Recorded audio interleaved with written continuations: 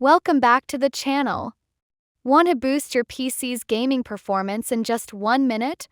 Here's how. Start by setting your system for best performance. Just search Adjust for best performance and apply. Then defragment and optimize your drives, run disk cleanup and clear up space. Open Task Manager with Control plus Shift plus Escape, go to the Startup tab and disable unnecessary apps.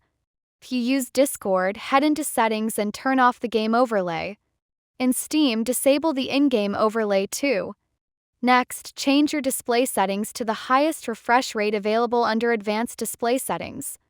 Turn on Game Mode, then disable the Xbox game bar. Now disable background apps and notifications to reduce interruptions.